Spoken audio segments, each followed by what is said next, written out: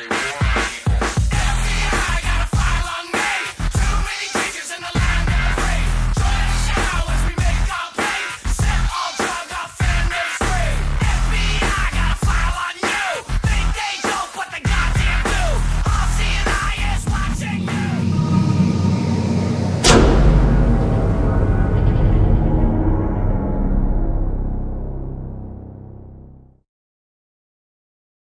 I had planned another closing message, but I feel compelled to say what I'm about to say.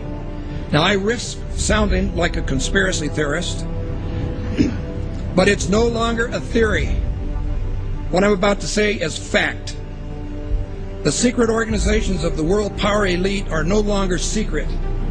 They have planned and are now leading us into a one-world communist government.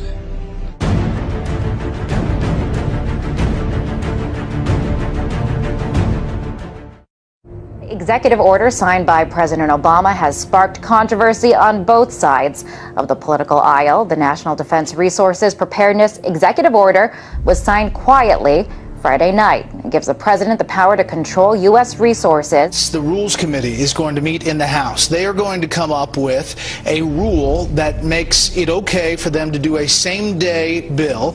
So they'll pass this rule. It's, believe it or not, called martial law. This would give the President of the United States the authority to declare basically martial law during times of peace. There are new disturbing developments out of Washington tonight regarding the President's belief that he has the legal authority to assassinate U.S. citizens. Incredibly enough, it appears that our commander-in-chief actually believes that authority exists not only on foreign soil, but right here on American soil as well. David, why does the DHS need 450 million hollow point bullets? That kind of ammo that they purchased from ATK, hollow point ammunition, as you had explained, it's designed to, tear through human flesh and then expand. It's designed to kill people. This is not the optimal kind of ammo you would buy for target practice. It's more expensive and it's more precise. Do you think this is a sign that they're preparing for some sort of mass civil unrest? So they have an open bid right now, DHS, for even more ammunition for 175 million rounds of .223 caliber rifle ammo. It's almost identical to the ammunition used by NATO peacekeeping forces. So that's very interesting. Are they planning on some kind of widespread economic unrest in the U.S. that would require NATO forces to help us out? $500 million in surplus military weaponry from the Pentagon, which is authorized through the Pentagon's 1033 program.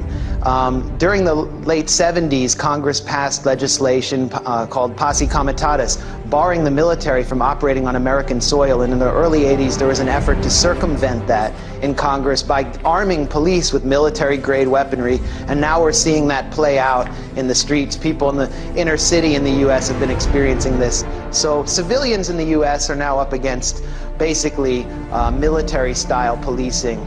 We begin tonight with a newly leaked U.S. Army military police training manual for what they are calling civil disturbance operations. The Army manual outlines the plan to kill rioters and demonstrators in America. That's right, they have plans to confiscate our firearms and kill American citizens on U.S. soil. This during a mass civil unrest, I guess, shooting innocent civilians perhaps. And it goes on to describe how prisoners will be processed through internment camps. Wow. So there you have it. Our own military being trained for armed conflict with U.S. citizens.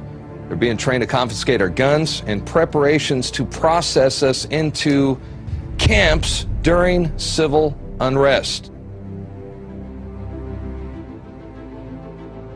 A pretty scary scene along the Chicago River turns out to be a military training exercise. There was nothing routine that folks reported about seeing the jarring, as they witnessed the jarring scene of at least 3 Black Hawk helicopters flying at times in close order formation. Just in, a military drill in downtown Miami, complete with these Black Hawk helicopters, elite soldiers, and police officers swarming the street.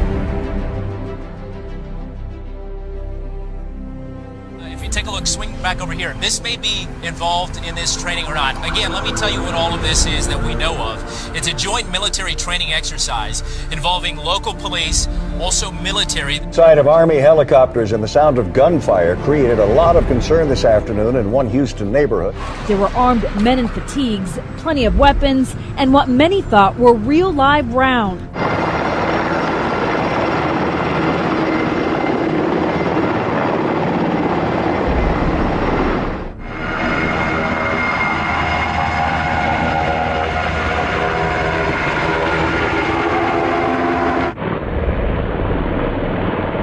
Holy crap!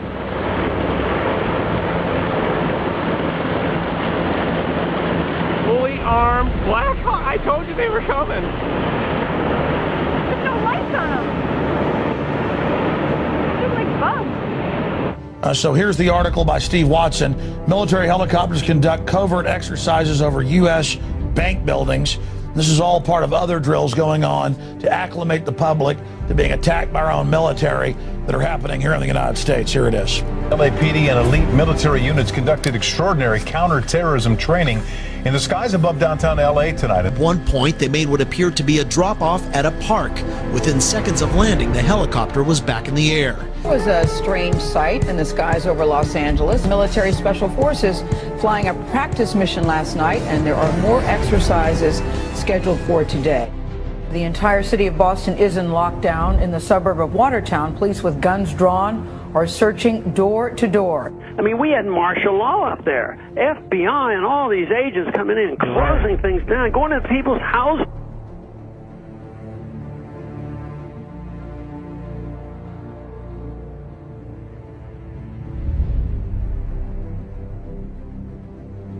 Mr. President, I do want to get right to the news of this week. Sure. The terrorism in Boston. Yeah. Many people have wondered if it took you right back to 9/11 when you heard it. Well, at first, I was deeply concerned that there might have been a organized plot.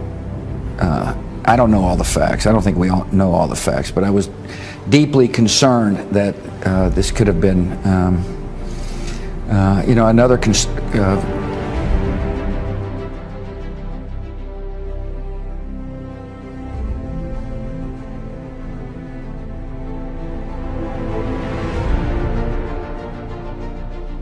While they're doing this, they're amassing this wealth in order to redirect it toward martial law endeavor, and not just in America, but globally. They want to lock down every country and force us into global governance, eventually force us into a global reserve currency that is like the Bancor that the IMF has been pushing.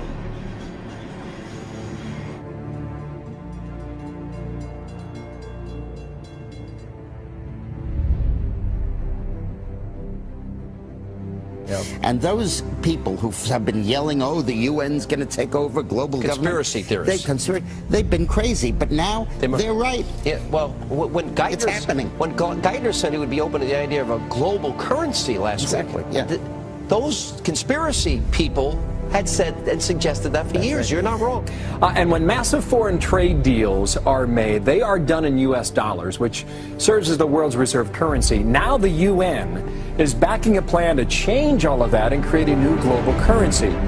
There is a global meltdown coming. It is a global depression, and one world currency and one world financial system is the end game. China said last week they want one global currency. France said yesterday or the day before that they want one world order, a new world order, at the end of this event. U.S. State Department, the Federal Reserve, even the EPA are sending billions of dollars overseas, and many economic and political decisions made in the United States just don't benefit us. They benefit a would-be one world government. Because of the programs like this and just the fiscal conditions that we're in, it feels like there's a greater sense of urgency to get to that one world government. Do you feel like the Obama administration may actually be hitting the gas rather than the brake pedal when it comes to this? To answer your question, absolutely. I think Obama's got his foot on the gas pedal and is going full speed ahead with taking us towards a global government. oil looks higher, gold looks higher, currencies look weaker, all for the reasons that we talked about before. I mean, you've got huge wage disparities. I don't know how that inevitably resolves itself. It may resolve itself in some type of a global currency crisis. And then if the global currency crisis unfolds, then inevitably you get, I guess, an alignment under a global world government, a new global currency, and a new world order. If the feds do not stop the wild spending and do not reform Medicare and Social Security, the U.S. dollar will collapse. That means that all of our savings, all of our investments, our homes, and everything else will blow up before our eyes.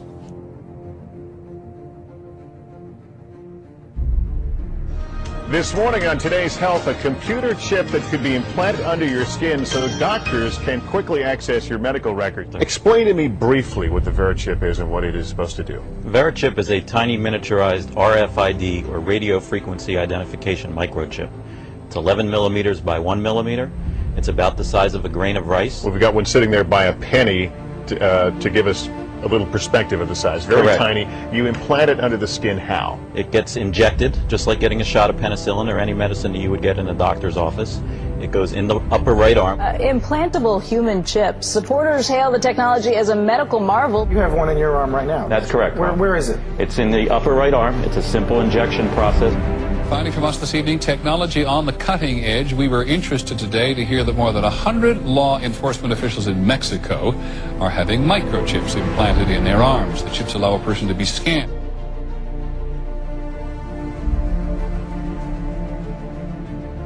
The ultimate goal that these people have in mind is the goal to create a one world government run by the banking industry, run by the bankers. The whole agenda is to create a one world government where everybody has an RFID chip implanted in them. All money is to be in those chips, right? There'll be no more cash. If you're like me or you, and you're protesting what they're doing, they can just turn off your chip, and you have nothing. You can't buy food, you can't do anything. It's total control of the people. And that chip's connected to a database that has your purchasing records, what you do, what Everything, you sell. everything is in there, you know? And so they want a one world government controlled by them, everybody being chipped, all your money in those chips, and they control the chips, and they control people, and you become a slave, you become a serf to these people. That's their goal. Okay, look, the CIA has done in this country, what they've done to us is unbelievable. Look at the terrorist acts that have occurred. The CIA behind most, if not all of this.